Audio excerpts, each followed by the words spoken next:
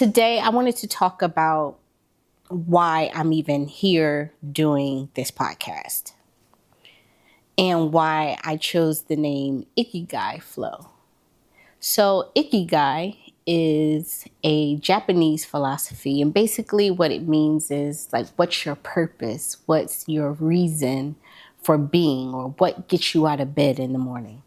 And flow is just that state of being in this like immense concentration and hyper focused on whatever you're doing. So much so that, time passes and it doesn't even feel like work because you're just so involved in what you're doing. And I feel like finally I have found my purpose in podcasting and story. So if you watch my last video, I talked about how my stepfather, when he met me really young at like 2, I was writing these little mini stories. So these things have always been a part of me. And now I get to combine all of those things into my Ikigai. So it helps you to look at, or helps you in finding what your purpose is by looking at 4 different areas. And the first is, what are you good at? And for me, I've always been very good at public speaking.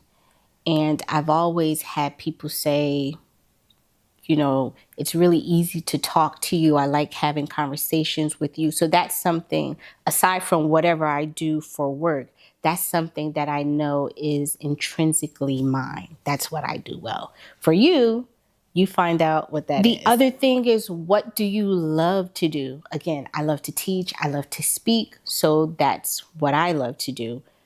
You can start to ask the people around you, what are some things that you think are my qualities that I have that are innately a part of me that I do very easy. And sometimes we look at things that we do really well and we kind of brush it off like, that's just what I do. But other people are looking at you like, I can't do that. So you look at the things that you do really well that maybe somebody else is like, man, how do you do that? The other thing would be, how can you monetize it? And for me, I got this podcast, I'm on YouTube, we gonna try to do a little merch and some other things, but there is somebody somewhere that would pay money for your skill. Find out what that is, and then figure out how you can monetize it. The last is, how can it benefit the world? So what do you want to leave the world? What do you want your legacy to be? And for me, I've always liked helping people. So I want to help as many people as I can via some course later, or just through looking at these videos, or even better for me as a parent, that at some point my children have something that they can look back at and remember me by, and also get the lessons that I'm teaching to you for themselves. So what is it that holds us back sometime from really trying to find our purpose? Because I know for a long time, there are a lot of things that I can do well. And so I was like, okay, well, I'm going to try this. Or because I'm a creative, my mind, I don't want to keep doing the same thing all the time. I have to switch it up. So it was kind of like really trying to narrow down, what is that thing for me? And I would admonish you to really sit and think about, if I wasn't paid for it, what would still be the thing that I would just love to do? You might be working in sales, but you really are passionate about photography. That might be your zone of genius. And right now, that might not be what you're making money from, but that could be something that you consider down the road. And just for me, I have done it all. My dad would always say, whatever you do in your life, just have no regrets. So if it's something you want to try, do it. And I took that literally. I have been an actress. I've been on TV. I've done live theater. Again, I said I wanted to write a book. It don't have to be no bestseller, but you can never take from me that now I am a published author. I have worked in government. I have worked in schools as a teacher. I've been an adjunct professor. Now I'm in tech and doing sales, and now I'm doing a podcast. But just all those things that I was trying because I really wanted to find out, like, what is my thing? What am I really supposed to be doing? And as I mentioned in my earlier video, which is going to be linked somewhere here, wherever, there are certain events that happened in my life that kind of made me feel like, you got to do something with all this stuff that you were given. If you really want to find out what I was talking about, go check out another video. But everything that I thought I wanted to try, I did, so that at some point in the future, I don't have to look back and say, I wonder what would have happened if I would have wrote that book. I wonder what would have happened if I would have auditioned for that play. I wonder what would have happened if I would have started that podcast. Now I know. As a mom and a wife, I feel like I really wore the suffering and the exhaustion as like a badge of honor, where I really started to lose who I was, Aaliyah, the person, and I really was just a mom and a wife. And everything that I did was with those two things in mind. And not that they're not important, but what I've come to learn, really through like just being like, what the hell am I doing? Is that I cannot be the best for anyone when I am not the best for myself. And after my children started to get a little bit older and a little bit more independent, I started to feel like, so what about me? Where is that piece of Aaliyah that lights up when she's in a room and she's talking to people? Where is that person? Where did she go? And I wanted to find her. And I started to do more of the things that I enjoy. So I started to travel again because, when my children were little, we do a lot of family stuff. But if you have kids, you know how that goes already. Is, you don't really get to do a lot of the things that you enjoy. And the type of parent that I am, I don't want to do some of the things that I might do as an adult in front of my children. So, I couldn't really kick back sometime the way I wanted to. And now I'm really starting to enjoy the person that I'm rediscovering again. Just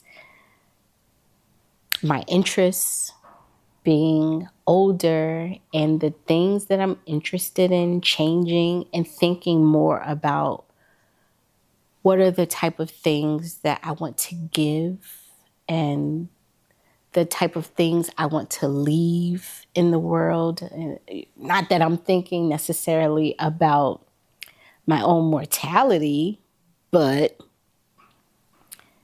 I do start to think about what are the things I want to leave for my children. What are the things that I want to leave just in the world for someone to consider it. This is like my digital time capsule, so to speak. And so that has become really important to me. So I really want to bring my full self to that. And that's what I'm focused on right now. So how do you find your ikigai? How do you find your purpose? I would say the first thing would be to talk to the people around you that really know you, that you trust. And, just ask them, what do you think are some of my qualities or skills that stick out to you? And what you'll find is that you'll start to see some commonality in some of the things that people say. Now, everybody is not going to say the exact same things, like the list of whatever they give you, but you'll start to notice as you talk to people, write it down.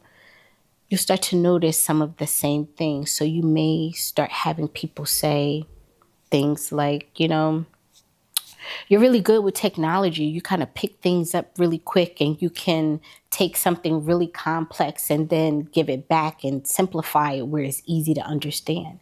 That's a skill. And then with that, you start to hear it from more people. You start to pay attention to, okay, so how could that translate into something that I enjoy? The thing that you can do is think about what are the things that come easy to you. So this is kind of in line with the first thing, but now you're not necessarily asking other people, but you're sitting down and evaluating yourself. What are the things that come really easy to you? For me, you tell me to get on stage and speak in front of 100,000 people, I am good to go. Tell me, you don't even gotta tell me what to say. I'm gonna figure it out and we just gonna go. For somebody else, that would be very intimidating. But I know that's my thing. That's what I do. So for you, it doesn't have to be this big grand thing, but let me not even say that, because whatever you can do, it's your grand thing. So I don't want to diminish anybody's skill or ability, but whatever is the thing that you can do easy, maybe it's organizing. Some people are really good at taking information and organizing it and making it visually appealing. Or, just there are certain skills that everybody has that other people don't have. So you figure out what that is for you. And then think about, if this is something that you're considering you want to pursue, think about, how can I take this and make this into a business? Or maybe you don't want to make income, but you just want to do something that satisfies your passion, or what's in your heart. Because sometimes some people are like, I just like taking pictures. I don't necessarily want to sell it, but I just like to go places and take beautiful pictures. That's your thing. I would advise you to do it. Why I think it's important to do things that you're passionate about is because it's really easy to get locked into the mundane routine of, I get up, go to work, I have family or whatever other obligations, wash, rinse, repeat.